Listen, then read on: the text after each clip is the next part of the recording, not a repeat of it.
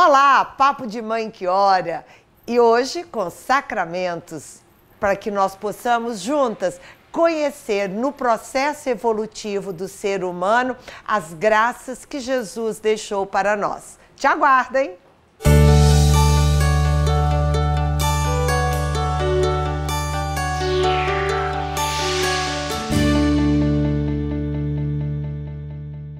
Olá, mãe!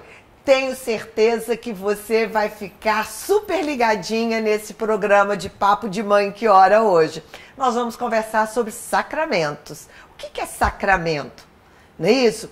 É a forma que Jesus utilizou para marcar as várias etapas da nossa vida. Por exemplo, quando nós nascemos, nós somos introduzidos no batismo.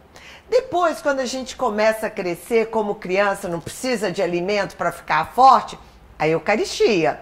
Depois vem um grande momento que a gente precisa tomar decisão. O adolescente para adulto, normalmente é momento de decisão, a crisma. E quando estamos adultos, nós temos que assumir a nossa vocação maior. E aí, nós vamos para o casamento ou vamos para a ordem. Sobre isso que nós vamos conversar com você. Lembra que o sagrado traz até nós, humano, o Senhor. Jesus entra dentro de nós. O Espírito Santo faz parte da nossa vida e o Deus Pai se torna presente.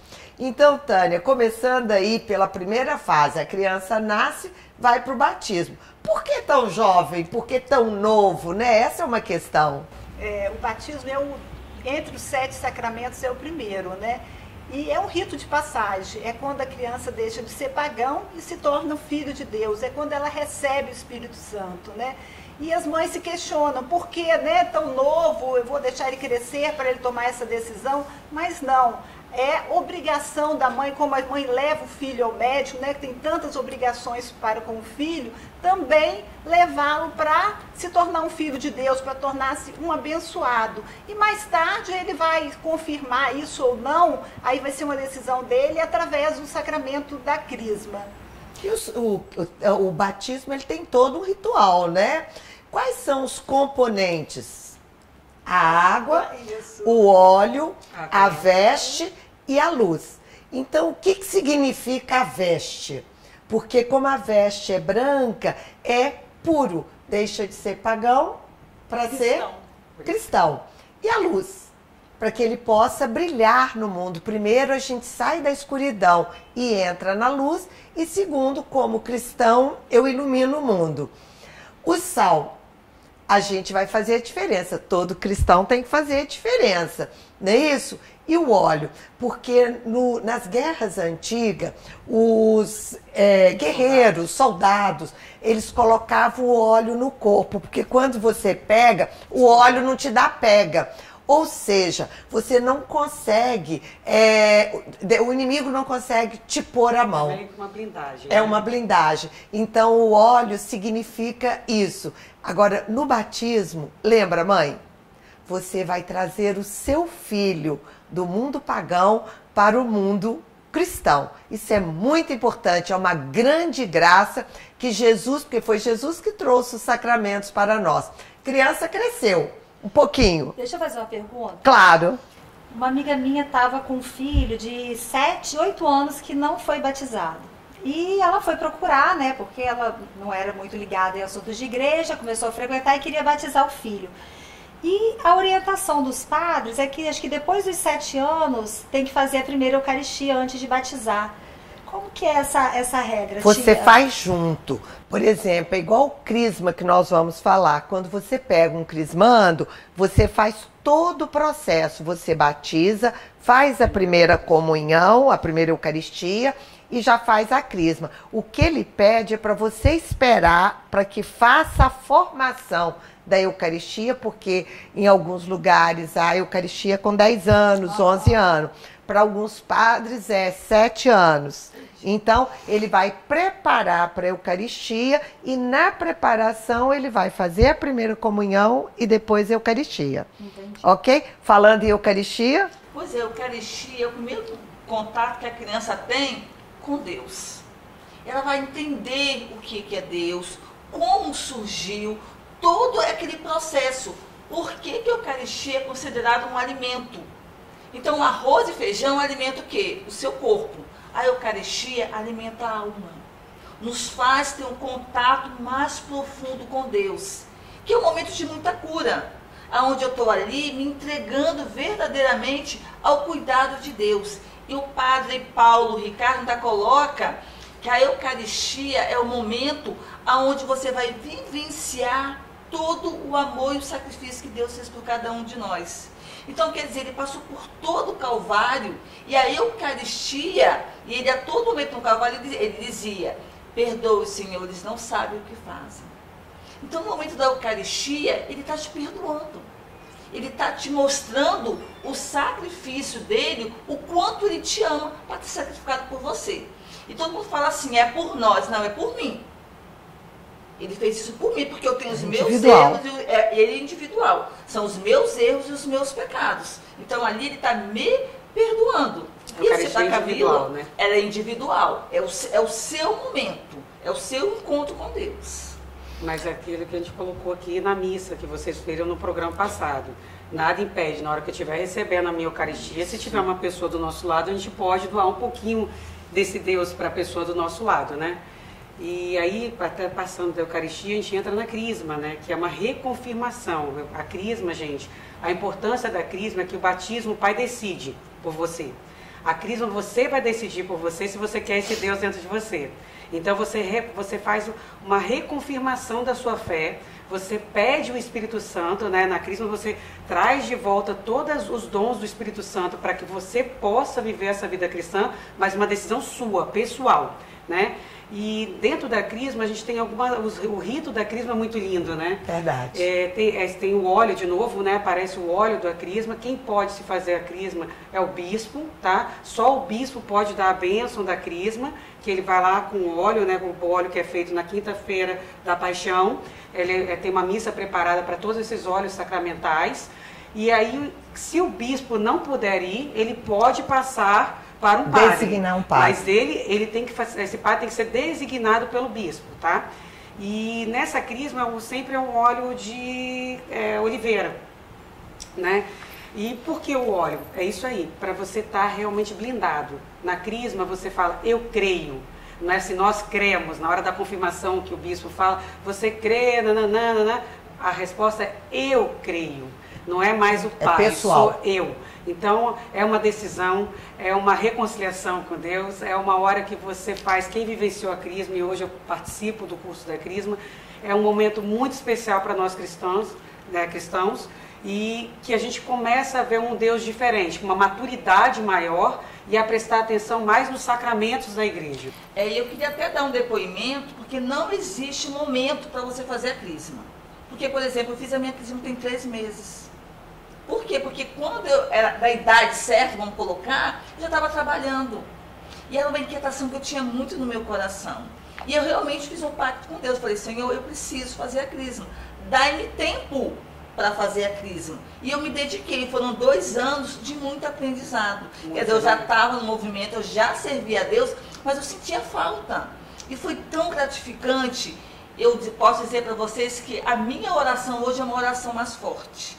Você sabe por quê, Mônica? Porque realmente fiz esse novo pacto com o Espírito E não é Santo. só o pacto, porque o Crisma, ele traz, na hora que o bispo faz o ritual, ele pede os dons do Espírito Santo. Então, tanto que no ritual é muito comum entrar os dons, ou está escrito lá. Ou seja, eu recebo o dom da fortaleza, né? Então, da sabedoria, da fé. Então, isso é importante. Você é diferente mesmo. Dentro do mundo espiritual, o bispo te concede aquilo que ele recebeu. Tia, partilha um pouquinho com as mães, né, que estão assistindo a gente, o milagre da Crisma aqui na nossa paróquia São Camilo, que é a paróquia do Grupo Fundador. A maravilha que aconteceu aqui com tantos adultos. Conta para elas. Verdade. Há 2 anos atrás, começou a Crisma com 62, 65 adultos. E foi muito interessante que eram os maridos das meninas que estavam conosco. E eles fizeram, hoje eles servem ao Senhor, hoje eles entendem o papel da mãe. E o mais interessante, porque eu não era catequista de Crisma, eles fizeram uma nova turma, porque um convidou o irmão, outro convidou o cunhado. Nós estamos novamente com uma turma acima de 60 pessoas, onde eu vejo adultos sedentos de conhecer a Deus. E por isso que eu te peço mesmo, né, que lembre, faça a sua crisma. Mas depois da crisma ainda tem um, né, Camila? Pois é, que aí a gente está adulto, né? E quando a gente está adulto, a gente tem a opção de outros sacramentos, que é o sacramento da ordem, para aqueles que optam por são chamados a viver a vida eclesial, e o sacramento do matrimônio. No sacramento da ordem, né, é interessante que às vezes a gente fala, é padre, é bispo, porque tem o episcopado, né, tia, que são os bispos, o presbiterado, que são os padres, e o diaconado, que são os diáconos. Essas três classes recebem... São três ordens, né, porque eles recebem a ordenação.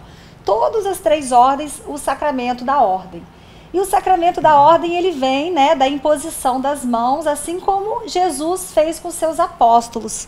Não é assim que o bispo faz, quando vai conferir o sacramento? Daquilo que ele recebeu, né, Pedro recebeu de Jesus, Pedro recebeu de Jesus, Pedro vai passando sucessivamente. E a partir dali, né, é um legado muito grande, onde eles passam a poder oferecer o santo sacrifício, abençoar o pão e o vinho, eles passam a perdoar os pecados, a ter essa bênção divina conferida por Deus, para poder perdoar os pecados do próximo e também administrar a igreja, que é feito sobretudo pelos bispos, né? Isso, administração. A administração da igreja. Então é um sacramento assim muito abençoado. E eu tenho uma dúvida, tia, que eu acho que mais gente pode ter, a diferença de vigário e de padre. Quando você fala assim, vigário é um padre? Vigário é um padre, só que eles têm função na igreja. Então, o padre pároco é o que administra a igreja. O vigário é o ajudante do padre. Ele tem função de padre, mas ele não tem a função administrativa da paróquia. Ele está sempre vinculado a um padre. Isso. Normalmente são os padres que estão começando, são os padres, por exemplo, que dão aula e não podem assumir uma paróquia, mas querem exercer a missa. E lembrando também, Camila, que o diácono, ele não recebe o dom, né, para a Eucaristia e para perdão dos pecados, porque o diácono, ele pode ser casado, mas tem uma coisa, se a esposa morrer, ele não pode casar de novo. Então o sacramento da ordem tem particularidades para o diácono. Tem particularidades para o diácono. E o padre, no caminhar dele, primeiro ele é diácono, para depois receber a parte de padre. Pois é. E tem, né, o sacramento do matrimônio, que foi o último dos sacramentos. Porque no Antigo Testamento, né, antes de Jesus, o casamento era um contrato, não era isso? É isso aí. E depois de Jesus, a gente não sabe onde surgiu esse sacramento, a maioria fala que foi nas bodas de Caná, mas existem, se a gente for ler, versões diferentes. Não vou entrar nesse mérito, mas existem várias outras versões bíblicas no Novo Testamento para o surgimento do sacramento do matrimônio. E a gente já fez, né, vários programas aí sobre a importância, sobre a questão de nulidade.